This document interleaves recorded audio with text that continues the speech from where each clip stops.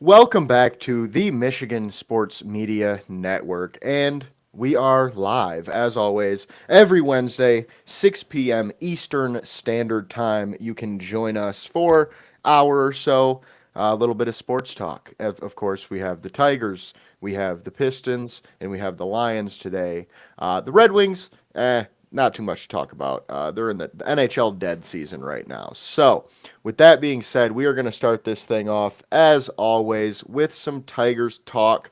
And James is going to give us a bit of a Tigers update because these boys are hot. They're super hot fire right now, guys. Like, them Tigers are not playing. First in the AL. I mean, that Javi Baez walk off was insane the other night. That a lot of people have talked about that as one of their favorite Tigers moments in recent memory, if not, ever. So, with that being said, I will pass it over to you for our Tigers update. Thanks, Chase. As you mentioned, Baez, Tigers as a whole are hot, but Baez especially is leading that charge.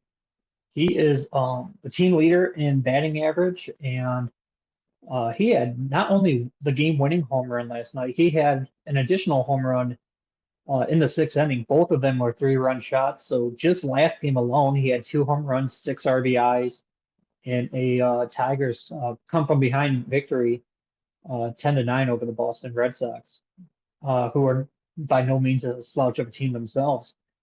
We went into extras, and in each the 10th and the 11th, Boston scored. So we had to follow suit, and we did. It was one of AJ Hinch's pitching chaos games in terms of no starting pitcher. It was just a bullpen day. Some people call it an opener. We used, let's see here, seven total pitchers, and no one pitched more than three innings. So everyone just kind of a true team effort by every definition of the word. We used pinch hitters, and you know, a complete roster effort, obviously spearheaded by Baez. Um, I would be slightly contradicting myself if I did not stand up for Torkelson as well, who also had a home run yet again yesterday, his 11th on the season. So as much as Bias is hot, and he had two last night, counting those two, he has five on the year. Torkelson now has 11. So as hot as Bias is in terms of the power numbers, it's still torqued by a wide margin on this team. But overall, in totality, Bias is a different person. I don't know if I mean he sure as hell physically looks like Baez, but I would I would start maybe the speculation on some kind of body snatcher scenario because this guy is nothing like what he was the last two or three seasons for us. He was a guy that I am comfortable saying 75 to 80% of the fan base wanted us to buy out his contract. And when he picked up his player option, including myself, most people were upset. He has not been playing up to his contract level. He's kind of been arguably one of the worst contracts in all of baseball before this season. And then this season, I saw someone post on X after the game last night that is he potentially underpaid after not quote unquote not earning his keep the first couple years. Now it's like, well, this version, if we can get this guy for the duration of the season, he's playing better than what his contract says. So he is making up for some lost time here. But I I struggle to say like, is this sustainable? Because it is past that 40 game magic number mark that I brought up last podcast. And I mean, so far so good. 40 plus games, he's still on it.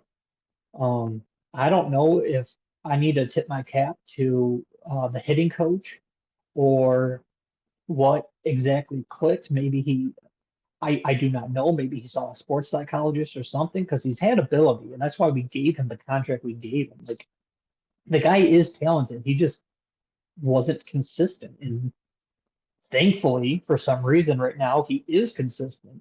So if this is a sign of things to come, I mean, I'm all for it, and I think everyone would be. Um, he damn, I'm looking at this box score. He filled it out completely. 3 runs, 2 hits being a home run, 6 RBIs. He even had a walk. The number one thing he had to work on in his plate approach was his pitch selection. He was swinging literally at a comedic level of balls outside the strike zone. I even seen like photoshopped memes of him swinging at like horrendous first pitches that like almost went into the crowd and stuff. Because that's how bad his pitch selection was. But like I said, this year it's not a contract year. Like he picked up his option and he's already on the he's up for at least two, I want to say, but I'm leaning towards 3 years left on his deal. So I mean, he's playing like a man who's trying to earn another contract, but other than um, like I said, excelling this season, we'll see if it lasts. But we have hit that um 40 game mark, and he is on a tear. I know that's talking in a circle, but I can't wrap my head around it. So I need to kind of circle in here to see while I'm talking if I'm just like, oh, well, you know what? This kind of maybe clicked for him, and I can't put my finger on it. I'm happy as hell that it did. Um, in terms of RBIs, he had 6 yesterday, brings him up to 27 on the season. Torkelson is 34. So in terms of the power numbers and production, Torque is still number one, but Hayes is catching him quickly. And like I said, with his versatility, because he was coming into the season or starting shortstop, and now he's playing center field due to injuries, which he did say he did play in high school. So he's at least somewhat familiar, but I mean, that was probably 10 years ago for him. So I'm not going to act like it's not a point in the story, at least. We have some guys like Matt Vierling who are starting to make their return and their rehab starts. And if you asked me a week ago when Vierling comes back, I'll be like, yeah, he goes in the center, no problem. Baez, goes short or third, we'll figure it out. But at this point in time, he's playing plus defensively and A plus offensively. I don't know if we should rock that boat. I wouldn't make a change just to make a change. Veerling's worth getting some starts and stuff, but maybe we can move Green to DH and move Veerling to left field or do something with right field with McKinstry, even though McKinstry's kind of a jack of all trades as well. But I would personally would not mess with Baez. If it's not broke, don't fix it. Let him do his thing. He is as hot as ever, and I just would not touch that. Other than the resurgence of Baez. The only other thing at the moment I want to talk about with the Tigers is they did just today send down Jace Young, who prior to being called up was destroying the minor leagues, but he has been, I'll be polite and just say abysmal at the major league level. He's only batting 111. And to be somewhat fair to him, he did have a crucial single in the extra innings, the at bat before Baez hit the game winning home run. So, I mean, he did contribute to that win, but in terms of his totality of production, it has not been there at the major league level. So the Tigers sent him down. We called up Akil Baddoo, which if you are a Tigers fan, he's been up and down through our team for several years now. He's been a part of the Tigers organization since 2021. So no one who watches the Tigers is a stranger. I don't have to really tell you what he offers the team. I'm going to try not to drag out this Tigers portion in this podcast as a whole. People know who he is. And if you don't by now, then you aren't watching and you won't care about this part of the segment anyways. So he'll come back. He's good, not great. I would say he's average. He's adequate. Very fast base runner, average fielding, average bat. He was only hitting 250s in the minors, but that's still better than the 111 that Chase Young was hitting. And with that being said, and to end me from ranting anymore, I will send that back to you with the Tigers update. Yeah, for sure. Great stuff there with the Tigers. Back to your Torkelson thing. Yeah, earlier with this podcast, before the season, there was a little bit of hate coming, and it wasn't from you. It was from our former co-host, and it was warranted. It made sense. The number one pick. Like, there's a lot of reasons that you would be upset with him. Now, he's playing MVP level. Like, I mean, I've seen a lot of people, on Twitter talking about Torque as if he could, you know, not necessarily the leader for the MVP, but he could definitely be in that conversation right now.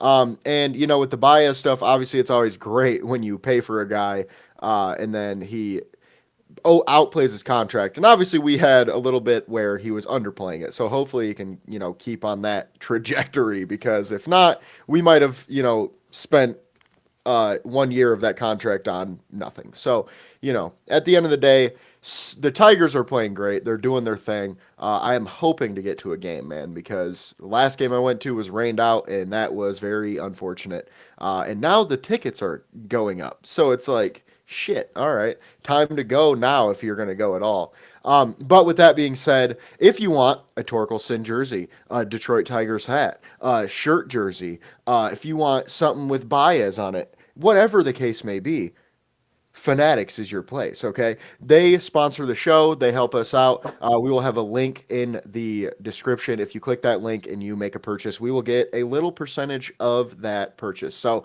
that would be a huge help to us, just in general, kind of keep this show going. As we all know, the more money, the better this show is going to get. So the more help you give us, the better this show will be in terms of production and things like that. So moving on, we have another sponsor. We have a new sponsor for the show. First thing, appreciate you guys for taking us and making us part of your team. We have a sponsor that isn't necessarily sports related, but I think would make a lot of sense for, anybody who just really likes snacks. We are partnering with a place called Try the World. Again, a link will be in the description there. But essentially what they do is they have a subscription service, or you can just get one box if you'd like. But the idea is, you've never been to France, right? If, let's say you've never been to France, you've always wanted to go. Let's say you wanted to always try the snacks and the food and the drinks, whatever the case.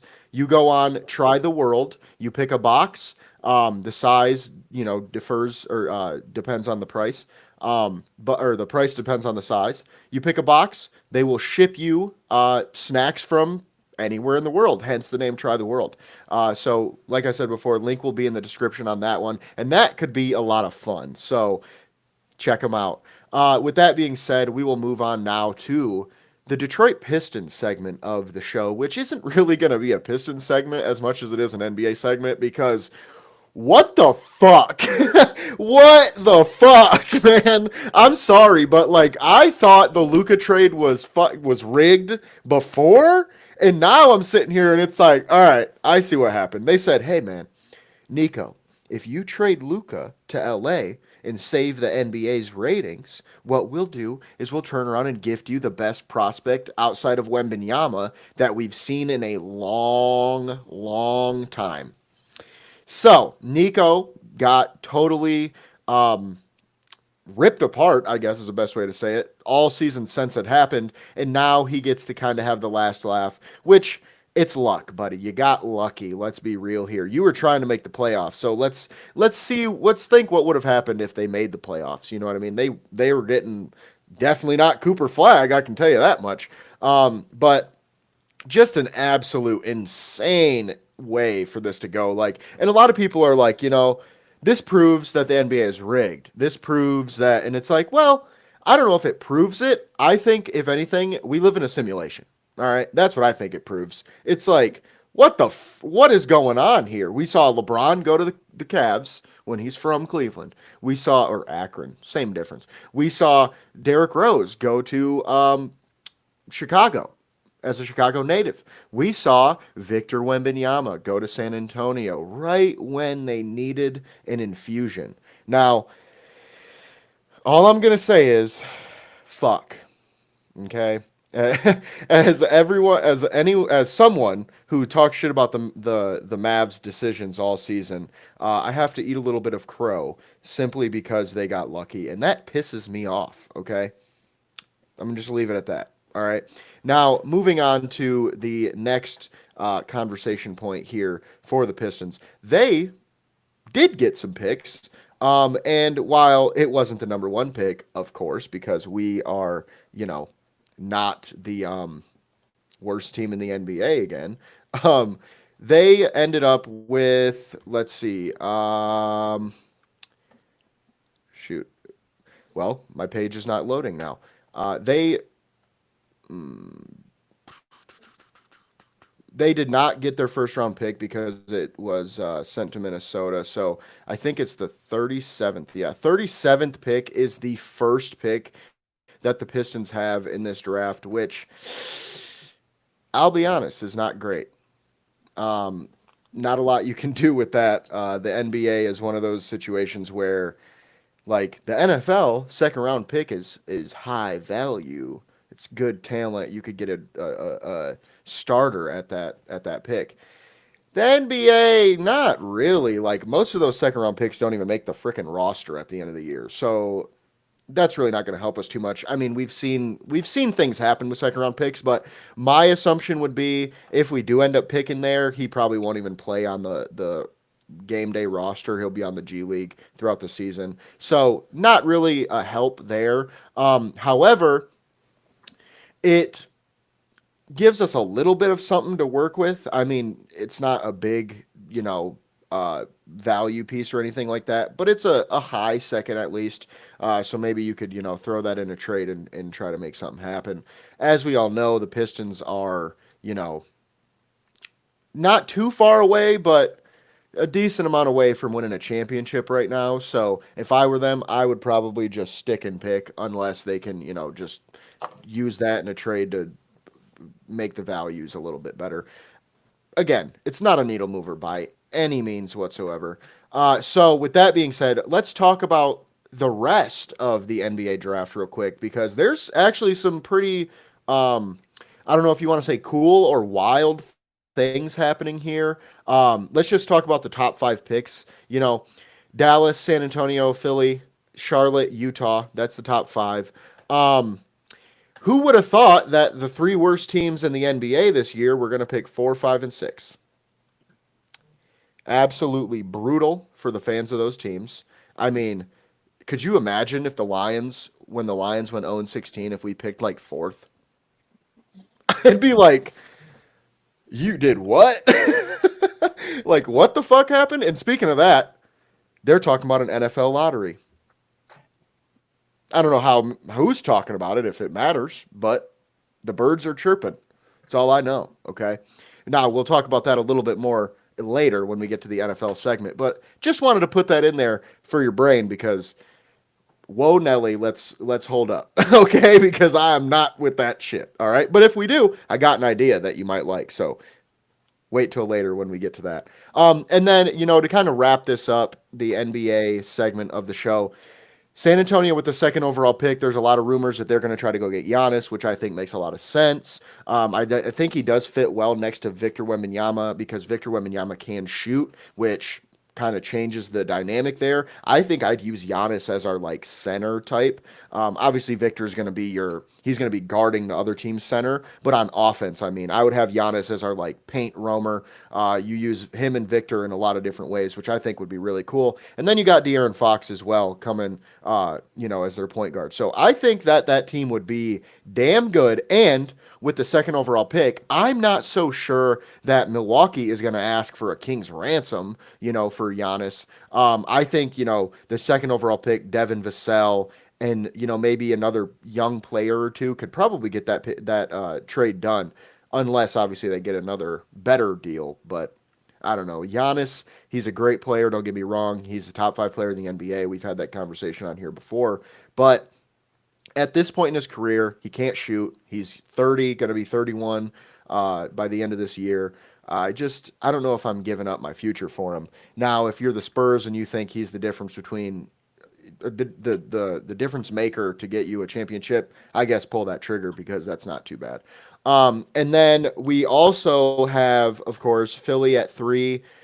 I think they'll probably stick and pick. I don't know if they do trade. It'll probably be a trade involving Paul George. At least I would hope. I would hope they do like and maybe they trade with Milwaukee. I mean, maybe Milwaukee would prefer to have a guy like uh, Paul George over a guy like Devin Vassell. I mean, that might make some sense. You got Damian Lillard there. You know, I don't know if I'd do that, but there's definitely potential of that happening.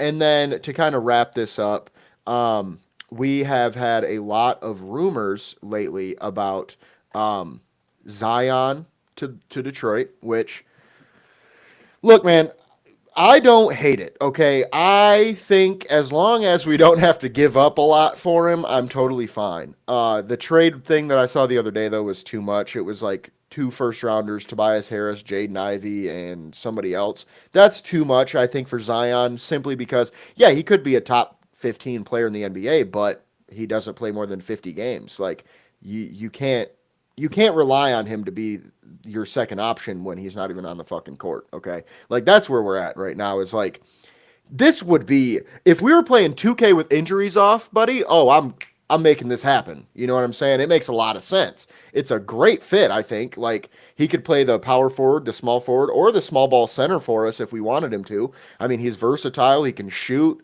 I mean, obviously he's a fucking crazy athlete.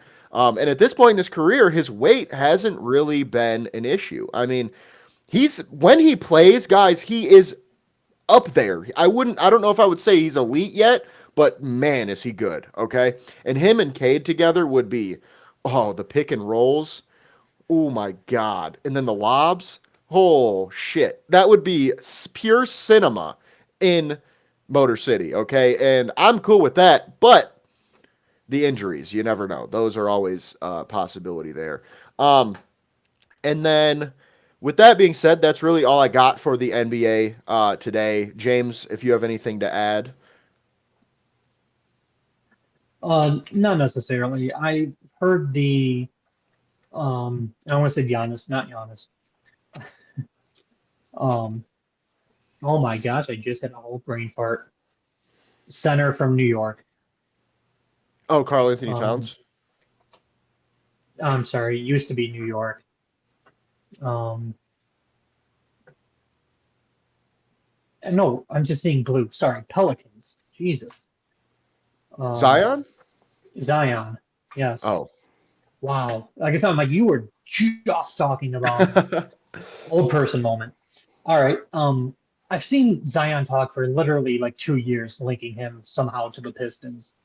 And every time I've ever seen any rumor, obviously there's always fans and analysts that'll be like, oh, this would get it done. And it's some kind of mock trade that is like 90% of our young roster and like four first round picks for, like you said, a guy that plays 50 games.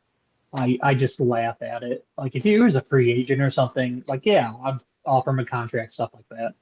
But I saw I don't know who it was, but I saw someone mention like Ron Holland, Ivy, like four first. I'm just like, no, like just stop.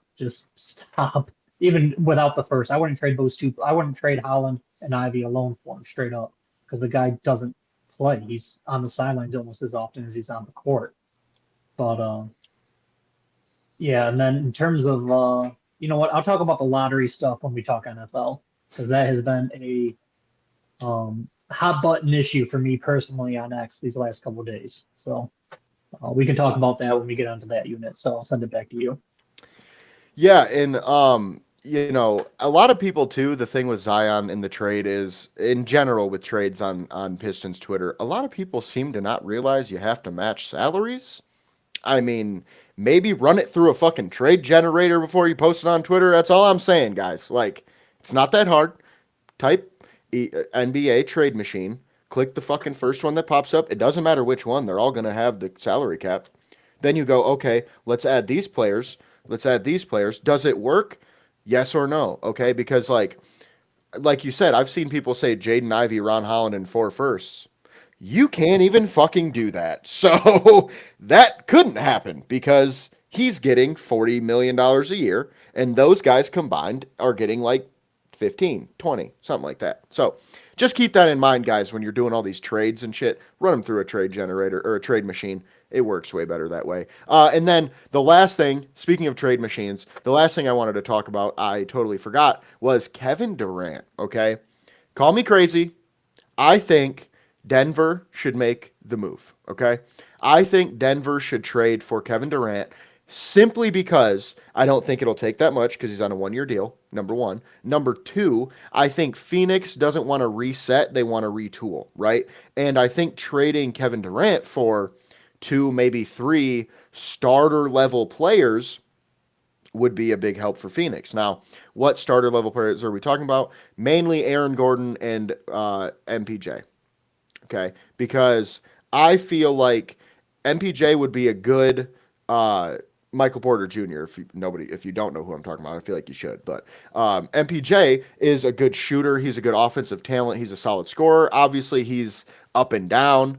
But then you get Aaron Gordon, which MPJ is still young. I feel like if as long as he can keep his 3-point shot going, that'll be a good option for them. He is a little overpaid, but he's still young. You never know. He could grow into his potential in Denver. I mean, shit, we saw Quentin Grimes get traded from Dallas, and he was a role player his whole career, and then he's averaging 30 in Philly. I don't even know how the fuck that happened, but it did. So I could see that with MPJ going over to Phoenix with Devin Booker and Bradley Beal. I mean, think about that, guys. Like, as the third option, as a spot-up shooter, I like it, personally. Then you get Aaron Gordon as well, starting power forward, defensive beast. He's going to be your lob threat. He's going to play your dunker spot perfectly. I mean, he can play the 3, the 4, and the small ball 5. I mean, think about it. Now, if you're Phoenix, right, your lineup, at least your starting 4, because they still do need a center at this point, your starting 4 would be Devin Booker, Bradley Beal, MPJ, Aaron Gordon. I mean, I don't know. That sounds like a playoff team as long as they can get a center who's worth a shit and, some depth there. I mean, I think they'd be okay. Now, Denver makes this trade simply because they need to. They just do. I mean, if they don't want to waste the best player in the NBA, Nikola Jokic, they don't want to waste him. They need to make this move. Now, I know Kevin Durant's old. He's on a 1 year deal. This doesn't really set them back. If anything, it fucking helps him, okay? Because here's the problem. MPJ's contract is dog shit, all right? It's terrible. He's making like $38 million a year. The only reason he's still there, from rumors I've heard, is that the owners are Missouri alum, and he went there. I don't know how true that is, but that'd be fucking crazy if that's the case. But getting rid of his contract, Aaron Gordon's making like $25 million a year as well. So they basically get rid of those two contracts, get a superstar player on a 1 year deal, and then if it doesn't work out, you now have 50 some million dollars in cap space to work with in free agency in the biggest free agent market we've seen in years. Just saying, Denver, hire me. All right, that's all I'm saying. No. But anyway, so wrapping that up, I think Phoenix should trade Kevin Durant to Denver. But with that being said, we will move on to our NFL talk, which we have some, but not a ton. We're going to start with the Lions, per the usual. Now, before we get to the schedule, because that is obviously happening, an hour and a half, the official schedule will be out. The unofficial or leaked schedule has been out for a few hours now, so we'll go over that in a second. But before we do, I just want to hit on a few things from the press conferences recently. John Morton, the new offensive coordinator, obviously he had a press conference, a pretty long one as well. But to save time, we're not going to hit on everything. We're really just going to keep it to... He said J-Mo is going to hit another gear, okay? Now, if there's another gear to hit, beautiful. Beautiful. I don't know if there is. I don't know what he means by that. Because J-Mo's production, I don't think, was a J-Mo thing. You know what I mean? Like, that was a scheme thing. So, does that mean we are going to be using J-Mo more of a legit... number one receiver? And obviously Amon-Ra is our number one guy, but he's our slot guy. So are we going to be using J-Mo like a legit elite wide receiver? Because that'd be fucking sweet. I'd love to see what he can do in that, with that, opportunity. I mean, I think we've talked about it on here. You know, a lot of people, I guess, think I'm a JMO hater for some of the things I've said. I love the guy. I think he's a great player. It's just one of those things when the trade rumors were going around. It's like I kind of get it. Now, I'm glad we kept him, don't get me wrong, and he's an amazing piece of this offense. So I'm excited to see how he can be used a little differently than Ben Johnson did, and that might help his production and maybe just help him as a player going forward.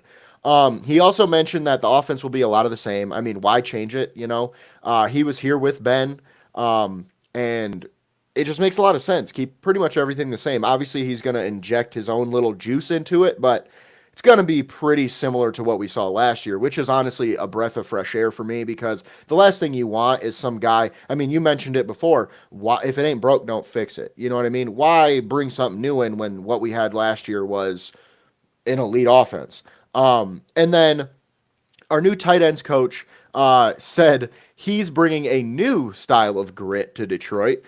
Being from what is he? I think he's from North Dakota because he coached at North Dakota State. Correct me if I'm wrong, but I believe he is from North Dakota. But he mentioned he was delivering newspapers in negative degrees when he was a kid, and all these different things that he is bringing a new toughness to the Lions, but specifically our tight end room. So it sounds to me that might be a reason why we were bringing all these new tight ends in because I think we're just looking for new backups, really, because we want guys who can block, they're physical, they're athletic, and I mean, obviously that's what everybody wants in tight ends, but it seems like we're going to kind of tweak, not change, but tweak what we want out of a tight end, which I think is a good thing because, I mean, wanting a guy to be more physical in a game like football is never a bad idea. Just saying. Now, last but not least, some O line stuff that's been going on. Tate Ratledge has been playing center in rookie minicamp, which I think is pretty fucking funny. Okay, because when he was drafted, we all said it. He played right guard his whole career. He doesn't offer a lot of versatility with that, you know, because we figured, at least I figured, Miles Frazier was the guy we brought in to be our more versatile. He might play center, he'll play tackle, he'll play guard. He's still going to be that, don't get me wrong, but it seems like Ratledge is the guy we're kind of grooming to take over for Ragnow when he's gone. Now, is that for sure? No, I think Fraley's just seeing what he's got and seeing what would happen, like, per se, let's say, knock on wood, Ragnow goes down. Maybe it would be better to move Ratledge to center and move Glasgow to right guard than move Glasgow to center. Who knows? That'd be my guess more is that he's probably just seeing what he's got and trying to figure out depth and stuff because it is rookie minicamp. So it just makes sense to do that now. And last but not least, Giovanni Manu has been kind of the talk of the town a little bit recently. He is a football player, per the words of many Lions coaches. He, I don't know what he's going to do. I don't know if he's going to play. I don't know where he's going to play. But a lot of people are pretty excited to see him play. Sounds like he might be that Dan Skipper guy this year, is what I would guess. I know we brought Skipper back, but my guess would be Manu is probably going to be that sixth lineman a lot of the time. At least that's what I would do because we're in year, what, 2 now? Yeah, year 2 of him being on an NFL roster, having a full off season. So, I mean, we'll see how it goes, but, you know, it is what it is with that. A lot of people are mad about the pick. I'm not that mad because his upside is there. But with that being said, I will pass it over to you as I'm sure you've got some thoughts on these comments. Oh yeah, I just want to start off with Lions tight end coach Tyler. I'm gonna destroy your last name. Roll, I think is how you pronounce that. Um, he's tried and true North Dakota, born in North Dakota, college went to North Dakota State, and then coached at North Dakota State. So yeah, and then he was a assistant head coach and running back coach at Iowa State for just 1 year, and now he's our tight ends coach. Um, I had to look that up real quick. And before you mentioned anything about that, I did see the quote, but I did not know his name, so it took me a minute to find that. But as you said, in terms of his comments, I'll just stay on him since I'm talking about him. As you said, whenever you tell, especially a physical position like tight end, besides O line and D line might be the most physical. It's kind of, yeah, sure, I'll go with that. I started it. It's kind of like the linebacker of the offense. It's kind of just a hybrid. Sometimes you cover, sometimes you blitz, and tight ends. Sometimes you pass block, sometimes you run block, sometimes you run your routes. Not every tight end out there is a Kelsey or a Jimmy Graham and all those, or God forbid, Eric Ebron. And so it's always nice to hear, especially in Detroit, where uh, iron sharpens iron. So we're all about that grit. It's not just a slogan. I had, I think it was a Packers fan on X the other day, just saying like, no matter who's on your team, you're just going to say they're full of grit. And I'm like, not necessarily, but at the same time, I don't think Campbell or Holmes would add someone to the roster that doesn't have grit. Like there's no room for soft players here. We play a physical brand of football. Um, Obviously, the Honolulu flu was a thing for a reason last year with the layoffs and whatnot. So, teach their own, but I definitely believe in that. And then your comments about JMO and just JMO as a whole, because you are not as high on JMO as me. However, I'm higher on JMO than most people. So, I mean, that's not a knock against you or anything. I definitely think he has another year to give. And I do think it's because of scheme. I don't think it's anything that JMO himself really has to do. I think we just need to call his number more often in the huddle. Be like, hey man, this one's going to you, or at least the first option if he's not open, you go through your progressions and all that. But I said it since day one. JMO, in my opinion, has the highest ceiling of all the players on the Lions offense, in my opinion. He has a speed that I don't want to say can't be matched because Gibbs is damn close. I know we've had that debate before. And he just has it. It's the it factor. It's the eye test.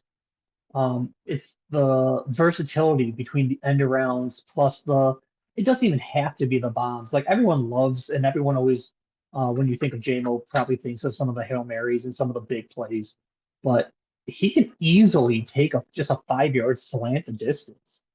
Like we can start with the ball at I don't even care our own 25. I almost said 20, but it hasn't been a touchback for a couple of years. Um, and he can just go the distance on a 5 yard route. He doesn't have to go deep to make the big play.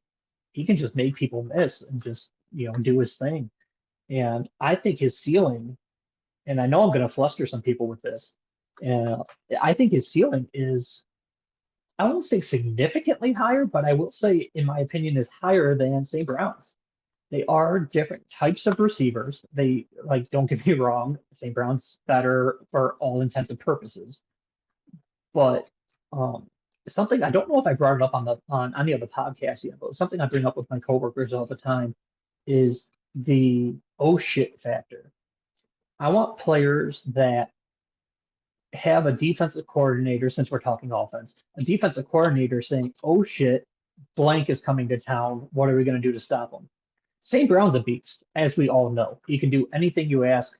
Uh, if beyond good run blocking, pass catching, slot, shifty, blah, blah, blah. I can talk about him for a while. I don't know if he's that oh shit guy. Because don't get me wrong, he can easily take over a game. But I feel like JMO's the one that you have a game plan for because you can't single him. You can't not have a safety over the top. I mean, I guess you could, but then good luck. But I feel like JMO is that that puzzle that is harder to solve. Um, in terms of like the more home run threat. And if you put too many resources on him, if you have like the safety going over the top or you have a light box, then we can just audible and run it down your throat with Montgomery and Gibbs. And if you want to load up the box to take care of our two-headed giant of running backs, then we can just hit him deep, St. Brown over the middle, Laporta, et cetera, et cetera, et cetera. Before I even mentioned Tesla. And I mean, it's a good problem to have. And I do think JMO has that another gear in him.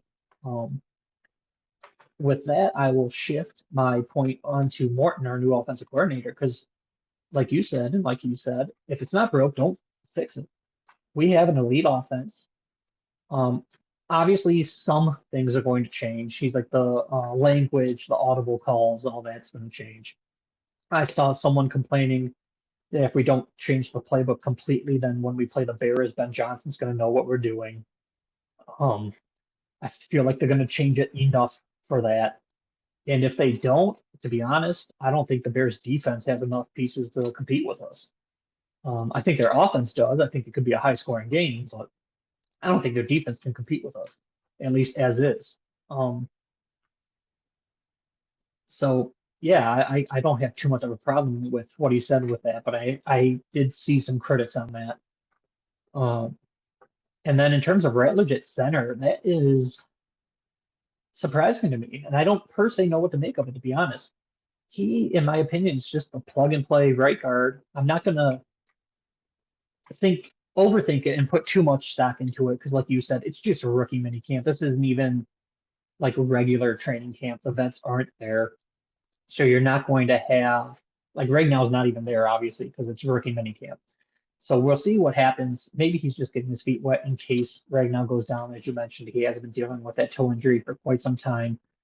Maybe he is the protege and he'll take over after, but um, I trust in Hank fairly. And we'll see what happens. Maybe he's just seeing what the kid has at the position, and that's that. But I was a huge Tate Ratledge fan. He was my favorite pick of the draft, at least player wise. I'm really liking Ahmed Hassanein. I saw a Rich Eisen interview with him prior to the draft. It's about a half an hour long. It's a great watch. If you guys are looking for it, it's on YouTube. Talks all about his background and him finding, literally finding football and whatnot. So I would recommend that. That is prior to the draft, though. Although one interesting tidbit I did take away from that is Rich Eisen asked him, which team have you had the most contact with throughout this part of the process? And he said the Green Bay Packers.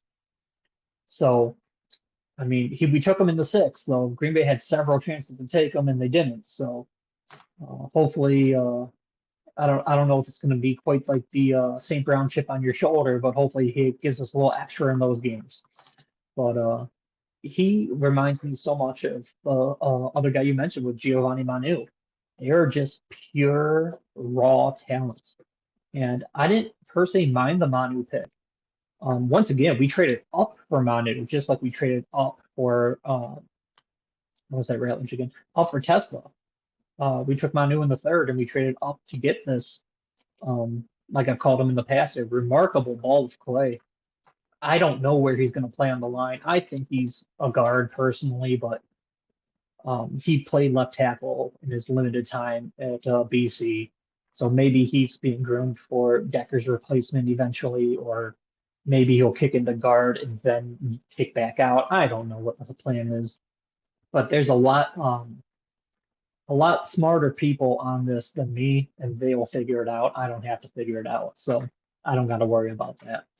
Um, but yeah, in terms of the things you touched on, I believe I commented on all of those because I can go on a rant, especially about the Lions. So now that I feel like I've hit my points, I will send it back to you on that one.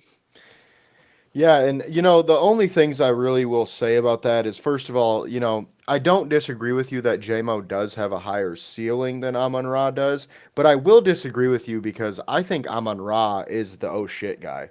I think Amon Ra is the guy that actually let me rephrase that. I think JMO and Gibbs are the oh shit guys because of their big play potential and all that. But I think Amon Ra is the guy that defensive coordinators are like, I I don't know what to do. I don't know. He's just gonna fucking get open. You know what I mean? Like he's just gonna fucking get open, and you can't double him because we got JMO and Sam Laporta and fucking So I think that with JMO, and I mean, don't get me wrong, he's a great player. He's very fast, but with JMO, it's like put a safety over top, and you're kind of good. I mean, if I'm being honest with you, I think that's part of why we use him as a decoy so much because it's like they have to do that. They just have to, because if you cover him one on one, you're fucking cooked. So like you basically have to put a safety over top to almost double him, and that opens things up for other guys. So I don't fully disagree necessarily, but just kind of my 2 cents on that. Um, and then with the Manu stuff, I think the plan when we drafted him was that Taylor Decker in 2027 will be cut and Manu will play right tackle and Sewell will play left. I think that has been the plan from the beginning, because just even Manu's like build, he doesn't have a left tackle build. Like, don't get me wrong, he's super tall, he's super long, but he's also really thick, right? And like, you want a fit guy at left tackle, but you want a little more athleticism there, in my opinion. Whereas at right tackle, that's where you want your big fucking 340, 6'6", 340. Like, that's where you want that dude at, your run blocking mauler. So, and I think Sewell obviously already played left tackle in college. He played left tackle for the Lions for quite a while, for a handful of games at least. So I do think that was always the plan. But with that being said, now we will move on to the schedule. Obviously, we're not giving any fucking predictions today, guys. I don't know if you thought we were, but we ain't. That's that. A couple weeks from now, we might be talking predictions. Okay, like, let's be real here. Now the official schedule is not even out yet, so that's part of the reason why we're not giving you any predictions. But also, it's just way too early. That's like doing a fucking 2026 mock draft. You know what I mean? It's like, let's not even waste our time. I see the look, because I'm sure. Might have done um, one. well, we all have, but that's just how it goes. But it's like doing it and then posting it and being like, this is legitimately what I think is going to happen. You know what I mean? It's like, so anyway, the schedule is unofficially released, so some of these may be incorrect. I feel like 95% certain that all of these games are going to end up being what they say here. So just going down the list, week 1, we open the season at Green Bay. Week 2, we are at home against Chicago. Week 3, we are at Baltimore. Week 4, we are at home against Cleveland. Week 5, we are at Cincinnati. Week 6, we're at Kansas City on Sunday Night Football. So that's gonna be a great one. Because as we all know, the last time we played Kansas City on primetime, we got that dub. Week 7, we have Tampa Bay at home on Monday Night Football. That is going to be a fun game to be at, a fun game to watch. And then we have a Week 8 bye. Now, this is the first thing that I have a bit of a problem with. Why the fuck do we have a Week 8 bye, dude? Why are we getting screwed every year with our bye weeks? Our bye week last year was like Week 5 or some shit, or Week Five. 6. Yeah, 5. So it's like one of the best teams in the NFL, the best team in the NFC other than Philadelphia, right? We have a Week 8 bye. A team that is probably going to go far in the playoffs has a Week 8 bye. Now, I don't even want to look at what Philadelphia's bye week is, because theirs is probably like week 12 or 13, the last few weeks that are even available to have a bye, because that's how it works, okay? Detroit versus everybody, baby. Now, moving on. Week 9, we are at home against Minnesota. Week 10, we are at Washington, which is probably going to be game of the week at 425. And that's going to be a big game because obviously they knocked us out of the playoffs last year. And then we have week 11 at Philly on Sunday Night Football. So that is oh my God. Hold on. Listen to this, guys. From week 5 to week 11 is a gauntlet, okay? Kansas City, Sunday night. Tampa Bay, Monday night. Minnesota at home. Washington at Washington. And Philly at Philly on Sunday night. That's insane. I'm sorry, but that's going to be a tough, tough schedule. And honestly, the week 8 bye after seeing that might help us a little bit, because we need a break in between those games. And then moving on, we then play New York Giants at home week 12, week 13, Green Bay for Thanksgiving. Week 14, we are at home against Dallas, Thursday Night Football. So that's 3 home games in a row, which is pretty nice. Buy those Giants tickets because they'll be cheaper, just saying, and they'll probably win, just saying. And then week 15, we are at LA probably game of the week. Week 16, we are at home against Pittsburgh, but a 4:25 p.m. start, which sucks for a home game. And then to wrap the season up, we are at Minnesota week 17 for Christmas, and to end the season, week 18 at Chicago. Now, I think the NFL did that last game on purpose, the same way they did the Minnesota game last year on purpose, because the Chicago Bears got so much better this offseason. They took our offensive coordinator, and I think what they think is that that's going to be for maybe not a playoff spot, because I think we've talked about it before. You've mentioned it many times. I think there's three teams, if not four teams, that make the playoffs out of the NFC North this year. So I could see that them being like, okay, this is going to be a big game, no matter really what's going on. So like I said before, we're not going to give predictions, but couple takeaways from that. Obviously, we have a rough schedule this year in general, but especially on the road. Like I said before, week 6 through or actually week 5 through 11 is rough because we have Cincinnati week 5, and I know they weren't the greatest team last year, but we all know what they're capable of. We're at Baltimore, at LA, at Minnesota. So lots of rough games this year. Now, James, I'll pass it over to you if you have any quick thoughts about the schedule before we wrap this up with some draft lottery talk. I actually don't mind the week 8 bye week. Not nearly as much as you do, at least. Um, like you said, we had a week 5 bye week last year. So we played 4 games, had a bye week, and then played 12 games. I'm like, that's obviously utter bullshit. But at least with week 8, it's 7 and then the bye week and then 10. So it's at least more towards the middle. Um, and then for what it's worth, and obviously, as you mentioned also, nothing is official with the schedules, but I did look up what the rumors were for Philly, and Philly has a week 9 bye week, according to the rumors. So once again, that's not set in stone, but that's what's leaked, or we'll see if that's true or not here in an hour. What doesn't make me feel good is after the bye week for Philly, they play on Monday Night Football the following week, so they have even another day after that rest up. But going back to the Lions, like you said, we have a goal there. We have a very tough road schedule, very tough. Um, and in most seasons, as a Lions fan, it would concern me. But fortunately for us and my mental health, it doesn't.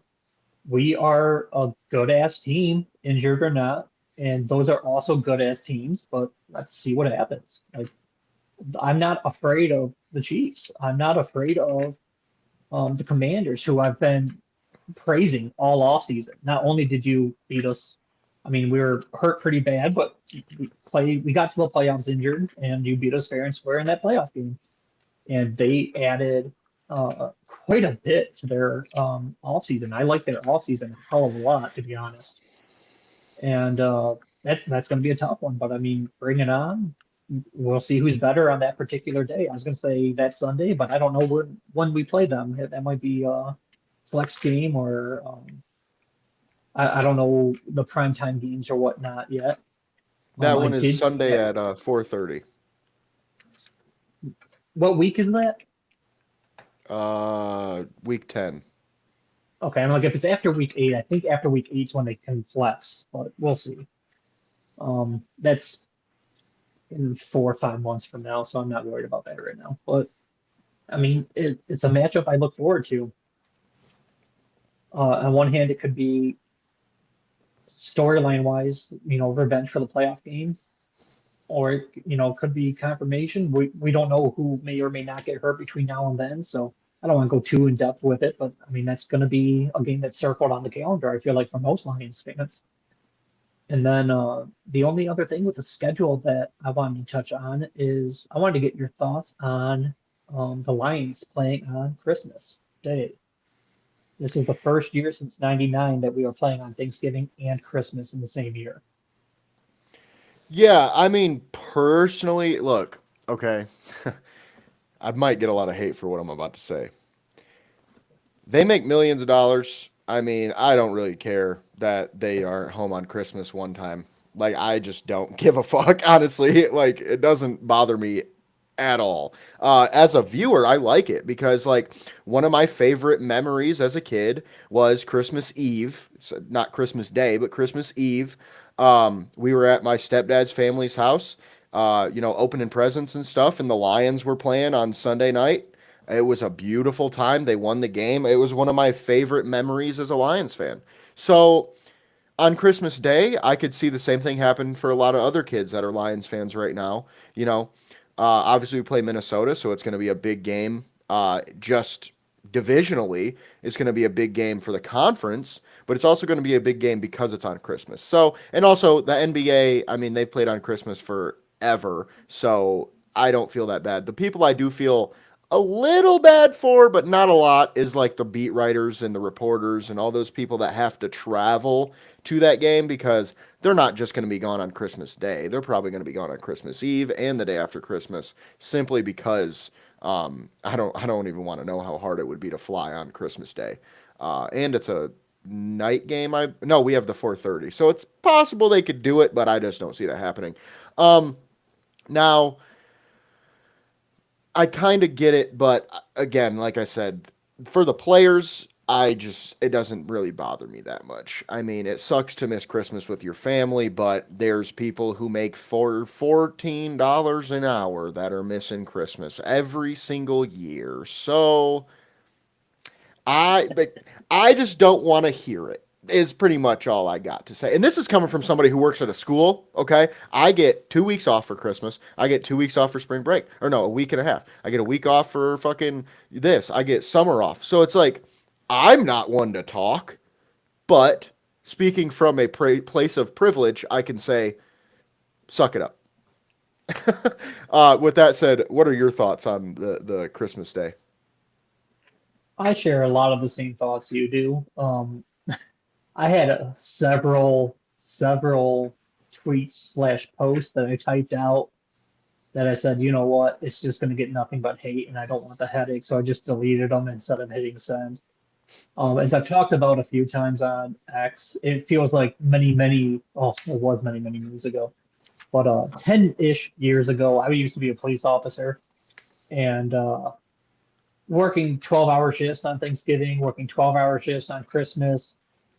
There's a lot of people out there that aren't millionaire football players that don't get to be around family for that time. And I don't feel bad for them. I was only making $22 an hour back then. Hopefully they start getting paid more. It has been 10 years, but I'll digress on that. But yeah, like there's many people, any first responder, and like you mentioned, the beat writers. I know it kind of sucks for them because they're not making the millions that the players are. But I saw a few Lions players on X post their uh, displeasure with it. And long story short, like you said, I just want to say suck it up. I'm like it's a $1 billion business. You're making buku bucks, and in terms of the beat writers that don't want to go, as much as I love my family, I will love to take your spot. So if you guys don't want to make the trip out there, there are people that will, and I think the two of us will be more than happy to go over there and cover that game. So Yeah. I'm like, I can just celebrate on the 26th with my family, and I don't have any kids, so it won't make the world's biggest difference. But the people covering the team and the people playing on the team have a job that either pays them insanely well or is a job that's highly coveted by other people that are willing to do it. So with that, I will just leave it there. Yeah, and that's a great point because that was my exact thought process because I saw beat writers complaining on Twitter about it. And, it's just one of those things where it's like, I'll fucking swap, dude. You want, I mean, I Yeah, don't even, you can keep the pay even. Just fly me out or I'll take your flight, whatever the fuck. I don't know how that works with these guys because they work for a company. So I'm sure the company provides all that shit. So it's like, keep your paycheck, bro. Just give me the pass and I'll go. It's not going to happen because we all know why. But yeah. even if it could happen, I don't think they'd do that. So let's just say that. And then last but not least, to try to kind of wrap this show up, we're gonna talk a little bit about the lottery because we mentioned it before with the NBA. Now, to keep this brief, the NBA lottery is a fucking it's bullshit. It is not rigged. I'm not going to say it's rigged, but the fact that they use the first 14 picks is fucking crazy, okay? The fact that it is not the weights are all off in my opinion. It ruins the whole fucking thing, okay? Now, we've heard a lot about the NFL becoming or going to a draft lottery scenario. First of all, don't do that dumb shit, okay? Because no, that's just not smart. I don't think it makes any fucking sense, especially for a team as physical as football. We don't see tanking in the NFL. I mean, I don't know if I've ever seen it where I go, seems like this team's trying to lose. You know what I mean? Or like they're playing guys they shouldn't be. In the NBA, that happens where guys take rest days and all that dumb shit. So it's like, I get it in the NBA. In the NFL, don't do it. However, if you do, I got an idea. Okay? So to keep this kind of brief, I believe that this is really the only way to make it make sense in the NFL. And I mean, comment below if you disagree or agree and tell me why, because I mean, I thought this all out for about 15 minutes at work today. So it's not like the most thought out fucking plan of all time, but I do think it works. Okay. So I think this is the only way. It's the top 5 picks only, nothing else. Even I would even say top 4. The only reason I say top 5 is because we all know those top 5 picks in the NFL. They seem to have the most value, right? Top 10, like from 5 to 10, it goes down a little bit.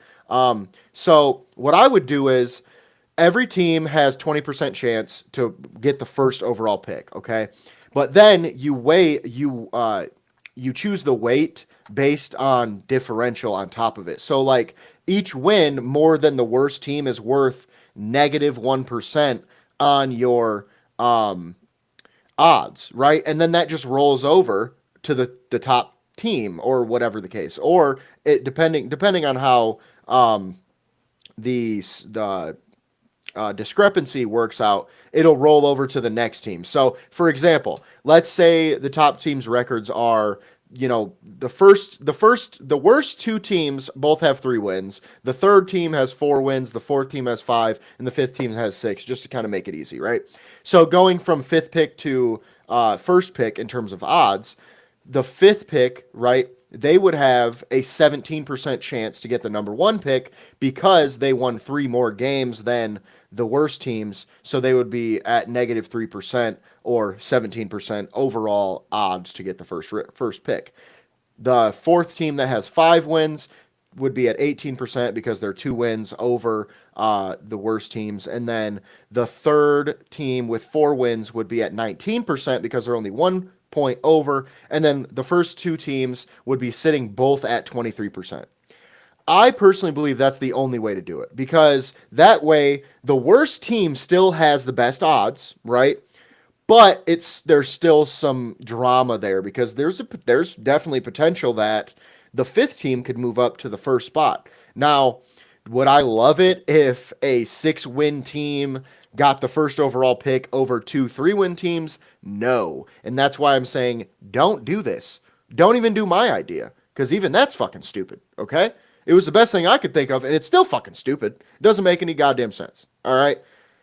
Leave the shit alone. Please, please leave it alone because we already went to 18 games and they're talking about more games. I'm sorry, 18 weeks, not 18 games. They're talking about 18 games coming in. So I don't love that either. I mean, personally, that's another step that I think we don't need to take, but you know how it goes. Money talks, baby. So with that being said, that's really all I got. I just think it's a dumbass idea. But with that, I'll pass it over to you for your thoughts on the lottery. Okay. I like your idea better than the other lottery systems. With that being said, I would give that a 2 out of 10 approval rating because I think any lottery is bullshit. And I do think, and I'm not going to go into specifics because I could probably have a whole hour long rant on this. I do think lotteries are rigged. I do think it is awfully suspicious that and I looked it up since I know my one of the last podcasts about the Wings draft lottery. I'm like, I don't know when the NHL went to a draft lottery. It was 1995, for those who don't know. And since 1995, the Red Wings have never once moved up in the draft, even one spot. Not from 13 to 12, anything since 95. But two different teams this year moved up 10 plus spots. And one of the teams that moved up 10 spots is now the first overall pick when they were the 10th worst team. And now they have the number one pick. That's just horseshit by any league. That's who the hell would want, and I know, like you said, your system was only top five, but assuming the NFL adopts a regular lottery system, can you imagine the team that has the 10th or even we saw how close most of the teams in the NFC North were. Can you imagine being just like two wins behind a divisional opponent, but picking because of a lottery if they make the playoffs? Actually, perfect example. I'm spitballing on the spot here. Let's say three of the NFC North teams make the playoffs, as we have been said. What if the one team that doesn't just catapults itself into the first overall pick?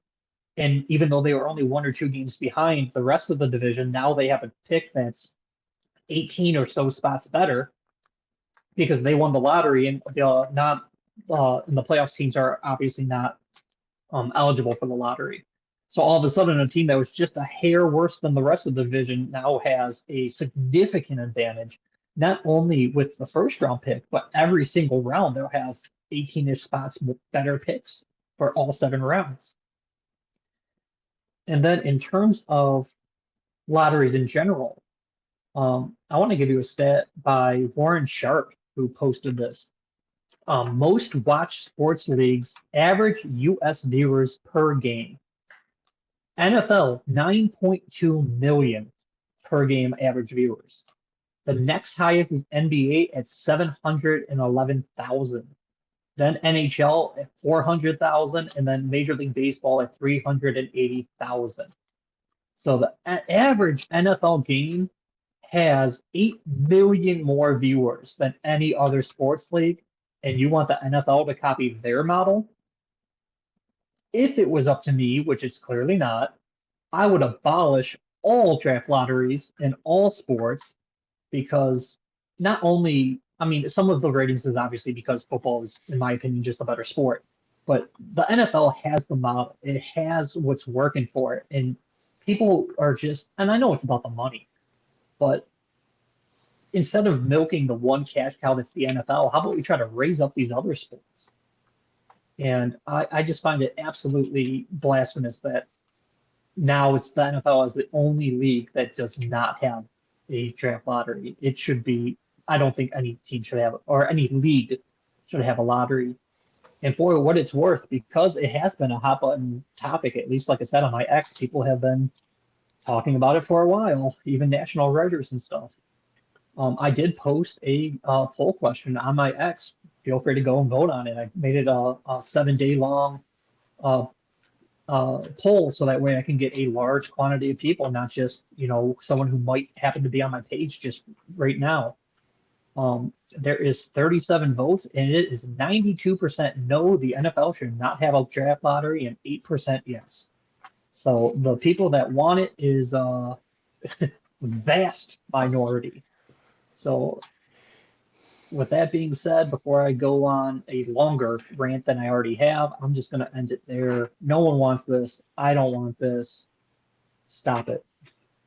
Yeah, and I couldn't agree more. I just, especially like the NBA and NHL lotteries, it's like, oh, if you don't make the playoffs, you get a chance at the number one pick. That's fucking stupid. Like, just plain, it's plain stupid. Like, I don't understand why they did that to begin with. It makes absolutely no sense.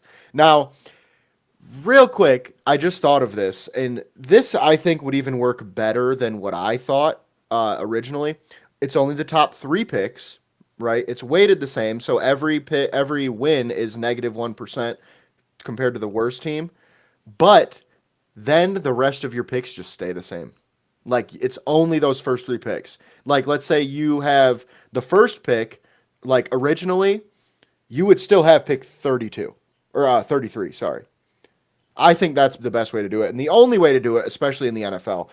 Still, don't fucking do that shit, please and thank you. Like if that happens, I think it signals things are going to start going down. Honestly, I think that's going to be a nail in the coffin for pro sports, which I will talk about next time on the pod. But I have a theory that sports aren't going to be around for that much longer. At least professional sports that make billions of dollars. But we'll talk about that on the next one. With that being said, you know what to do. Link in the description. Fanatics, check it out. Buy your gear. Help us out. We would much appreciate it, and you will get good gear at a good price. I mean, what else can you? It's like everybody wins there. And then also try the world. I implore you to try it. I'm sure their things are amazing. They're just taking snacks from all around the world. It has to be an awesome idea or awesome thing going on there, or awesome thing that they've got going on there. I would love to try some of their stuff on the air. I think that might be a good idea. So stay tuned. I We had the might do same that. exact one I wanted to bring up to you. Yeah, because I mean that would just make sense. But Yeah. we'll see on that. It depends on where. I don't know where I'd really want to get the stuff from. But with that being said, we appreciate you guys for watching. As always, we are back next Wednesday, 6 p.m. Eastern Standard Time. James Gullett at Gullett_James, myself at JSoSweet, and you can find us both at MI Sports Media and www.misportsmedia.com. And with that being said, we'll see you on the next one. All right.